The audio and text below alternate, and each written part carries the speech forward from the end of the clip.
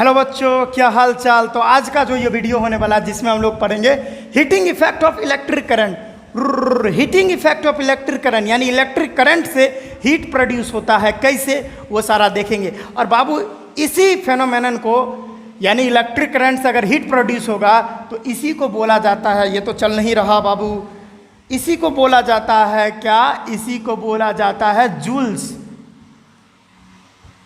क्या बोला जाता है? Joule's. Joule's law of heating,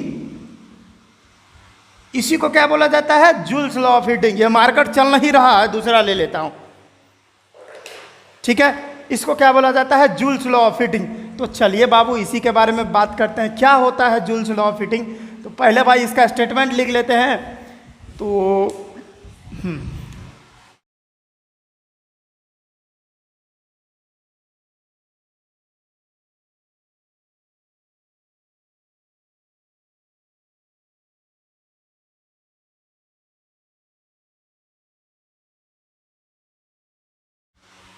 क्या लिखा मैंने, देखिए। जब ध्यान दीजिए, गर्मी भी है, पंखा तो चल रही है, फिर भी गर्मी लग रही है, क्या कर सकता हूँ। जब किसी भी हाई रेजिस्टेंस वायर से या नॉर्मली आप कह लो किसी भी कंडक्टर से अगर उसमें से इलेक्ट्रिक करंट पास कर रहा होता है तो बाबू होता क्या है कि वो कंडक्टर जो होता है कुछ देर के बाद थोड़ा गर्म हो जाता है। हाय हाय हाय हाय, क्या हो जाता है? थोड़ा गर्म हो जाता है। क्यों होता है गर्म, वो बता रहे हैं। सिर्फ इतना जान लीजिए, अगर किसी भी वायर से या किसी भी कंडक्टर से या किसी भी हाई रेजिस्टेंस वायर से अगर इलेक्ट्रिक करंट पास कर रहा है तो वह कंडक्टर जो होता है वो कुछ देर में यानी कुछ समय लेगा, कुछ देर के बाद क्या होने लगता है बाबू? गर्म होने लगता है। इसी फेनोमेनन को बोला जाता है heating effect of electric current, या इसी को जूल्स लॉ भी बोलते हैं, ठीक है। बार बार एग्जाम में पूछता है तो ये आपको याद होने चाहिए। अब इसका फॉर्मूला वगैरह भी हम लोग डिराइव करने वाले हैं, लेकिन इसका कुछ इन्फॉर्मेशन आप ले लो। होता क्या है बाबू, कोई भी कंडक्टर आप जब लेते हो, ये ले लेता हूं मैं, ये ठीक है। कोई भी कंडक्टर जो आप लेते हो, चलो ये कंडक्टर है बाबू, ठीक है, ये कंडक्टर मान लेता हूं। तो बाबू इसमें से अगर इलेक्ट्रिक करंट फ्लो हो रहा है यानी इलेक्ट्रॉन फ्लो हो रहा है, इलेक्ट्रॉन अगर फ्लो हो रहा है तो इसमें बाबू एटम्स होंगे। ये जो कंडक्टर है डेफिनेटली है कि एटम से मिलकर बना है। इवन कंडक्टर ही नहीं, दुनिया का हर एक चीज एटम से मिलकर बना है बबुआ। तो इसका कहने का मतलब क्या है कि ये जो हमारा कंडक्टर है वो भी भाई एटम से मिलकर बना होगा, जाहिर सी बात है। तो बाबू यहाँ पर मैंने पूरा एटम ही एटम होगा चारों तरफ, ठीक है। अब क्या है कि बाबू इलेक्ट्रॉन जो मूव करेगा, इलेक्ट्रॉन तो रैंडमली इधर उधर मूव करते रहता है, उर उर उर उर उर उर, ठीक है, इधर उधर मूव करेगा, ठीक है। तो बाबू इलेक्ट्रॉन जो मूव कर रहा है, अब ये एटम्स है, उससे क्या होगा? टकराएगा।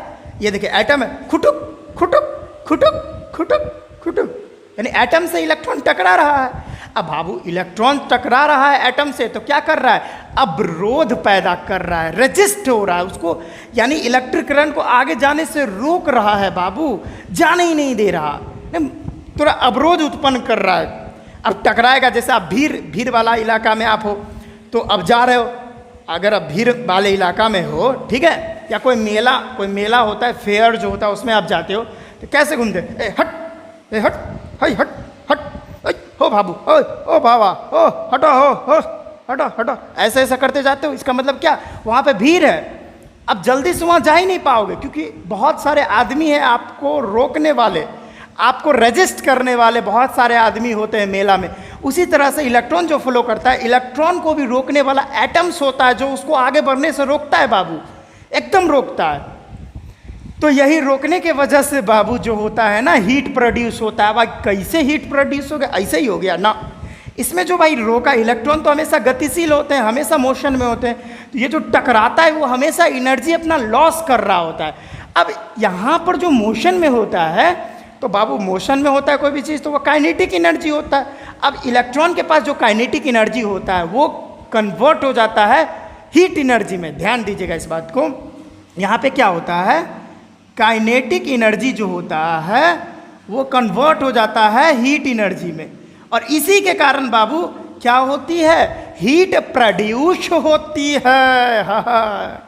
हीट प्रोड्यूस होती है क्योंकि इलेक्ट्रॉन वाला जो काइनेटिक एनर्जी है, यानी इलेक्ट्रॉन अपना काइनेटिक एनर्जी हीट एनर्जी में कन्वर्ट कर चुका है, इसीलिए यहाँ पे जो है गर्म हो जाता है कोई भी कंडक्टर कुछ देर के बाद। अच्छा, एक और बात, ये जो बात है यानी हीट जो है ना बाबू, हीट यह डिपेंड करता है किस किस चीज़ पे बाबू? आई स्क्वायर पे। इस बात को याद रखिए, पहला पॉइंट है, कहने का मतलब है हीट जो होता है ना, यह करंट के स्क्वायर का डायरेक्टली प्रोपोर्शनल होता है। ध्यान रखिएगा इस बात को, हीट जो होता है डायरेक्टली प्रोपोर्शनल होता है करंट के स्क्वायर का। अभी और बात बता रहा हूँ, उसको भी नोट करते जाइए। हीट जो होता है किसी भी कंडक्टर का, वो बाबू रेजिस्टेंस पे भी डिपेंड करता है और वो उसके डायरेक्टली प्रोपोर्शनल होता है। कहने का मतलब जितना ज़्यादा रेजिस्टेंस यानी जितना ज़्यादा रोकने वाला कोई चीज़, उतना ज़्यादा हीट प्रोड्यूस होगा कि नहीं भाई? डेफिनेटली है, समझ रहे हैं? जितना ज़्यादा आदमी उतना ज़्यादा हीट प्रोड्यूस होगा। यानी किसी भी वायर का जितना ज़्यादा रेजिस्टेंस उतना ज़्यादा हीट प्रोड्यूस करेगा। जैसे नाइक्रोम वायर ले लीजिए, नाइक्रोम वायर जो होता है, जैसे हम लोग इस्त्री करते हैं ना, ऐसे ऐसे ऐसे ऐसे जो करते हैं, उसमें क्या होता है, नाइक्रोम वायर लगा होता है। इलेक्ट्रिक करंट जाता है तो भाई उसमें इतना ना एटम का डेंसिटी होता है, वो भाई करंट पास कर रहा है भाई, उसको जाने ही नहीं दे रहा, जाने ही नहीं दे रहा, जाने ही नहीं दे रहा, जाने ही नहीं दे रहा। अब जाने ही नहीं दे रहा है करंट को, अब तो अवरोध उत्पन्न कर रहा है, रोक रहा है करंट को। इसी की वजह से ज़्यादा, यानी डेफिनेटली इलेक्ट्रॉन बहुत हाई स्पीड में था, बहुत ज़्यादा काइनेटिक एनर्जी था।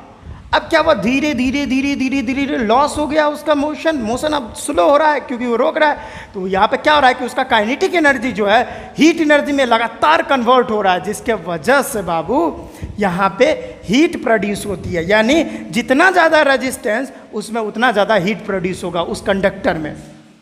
तीसरा बात है, हीट जो है ना डायरेक्टली प्रोपोर्शनल होता है टाइम के भी। यानी जितना ज़्यादा देर तक हम करंट गुजरवाएंगे, यानी जितना ज़्यादा देर तक हम कोई भी चीज़ को चलाते हैं उतना ज़्यादा हीट प्रोड्यूस होगा। जैसे पंखा को ले लीजिए, थोड़ा देर चलाइएगा तो गर्म नहीं होगा, बहुत देर चलाते रहिएगा पंखा को तो पंखा गर्म हो जाता है। या कोई भी चीज़ ले लीजिए, जैसे हाँ, जैसे फ़ोन चार्ज में लगाते हैं, बहुत देर तक अगर फुल चार्ज करना होता है तो बहुत देर तक लगाए रह जाते हैं तो फ़ोन गर्म हो जाता है ना। देख रहे, जितना ज़्यादा देर तक आप जितना ज़्यादा टाइम तक यूज कीजिएगा उतना ज़्यादा गर्म होगा। जैसे मोटर वगैरह जो चलता है, जितना ज़्यादा देर तक उसको चलाते हैं उतना ज़्यादा गर्म हो जाता है। अब बाइकें को ले लीजिए ना, कुछ भी चीज़ को ले लीजिए, जितना ज़्यादा देर चलेगा, जितना ज़्यादा देर इलेक्ट्रिक करंट का सप्लाई होगा उतना ज़्यादा हीट प्रोड्यूस होगा। यानी जितना टाइम भी डिपेंड करता है, टाइम पर भी डिपेंड करता है हीट, यानी जितना ज़्यादा देर तक हम चलाएंगे उतना ज़्यादा हीट प्रोड्यूस होगा। अब तीनों जो है ना डायरेक्टली प्रोपोर्शनल होता है। अब यहीं से जो है एक हम लोग अभी फार्मूला डिराइव कर लेते हैं। कैसे? तो देखिए, पहले हम इसको मिटा लेते हैं। इतना अगर आपको लिखना है तो जल्दी से लिख लीजिए आप, ठीक है? फटाफट हुटुट हुटुट खुटुक खुटुक। चलिए इसको मिटाता हूँ, चलिए इसको मिटा दूँ। हाँ भाई, मिटाना तो पड़ेगा ही ना, अब बिना मिटाए कैसे काम चलेगा हो। अरे जल्दी जल्दी आप इस सारा चीज़ों को लिख लीजिए। अरे अभी हम शुरू करने वाले हैं नया टॉपिक, देखिए ना हो। हाँ, देखिए हम अभी एगो फार्मूला प्रूफ करने वाले हैं। एक मजाक था ताकि आप बोरिंग ना फील करो, इसी के लिए मैं अंदर से कोई आवाज़ एक्स्ट्रा वर्ड फालतू आवाज़ निकाल के आपको हंसाते रहता हूँ, ठीक है? आशा करता हूँ कि आपको हंसी ज़रूर लगी होगी।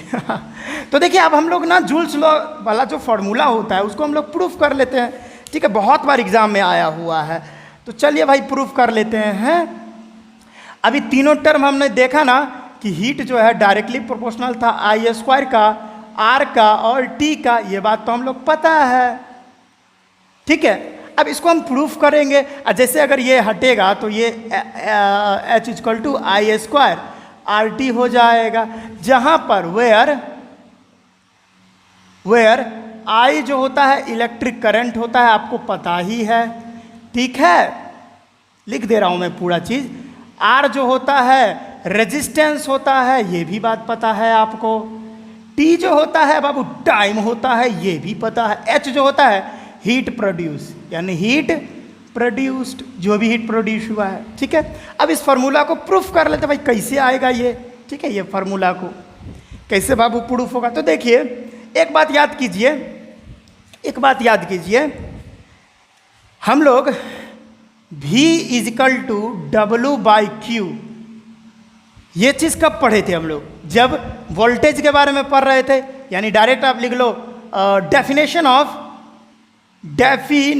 ऑफ वोल्टेज यानी पोटेंशियल डिफरेंस का जब डेफिनेशन पढ़ रहे थे तो ये फार्मूला हम लोग पढ़े थे V इजिकल टू W/Q। अब ये W को इधर ले आइए यानी क्रॉस मल्टीप्लाई कर दीजिए तो W equal to V into Q हो जाएगा। इसको इक्वेशन फर्स्ट मान लीजिए आप, ठीक है। एक और बात याद कीजिए, I इजिकल टू Q/T ये कब पढ़े थे? जब इलेक्ट्रिक करंट का डेफिनेशन हम दे रहे थे, यानी जब इलेक्ट्रिक करंट के बारे में पढ़ रहे थे तब। तो डायरेक्ट लिख लीजिए डेफिनेशन ऑफ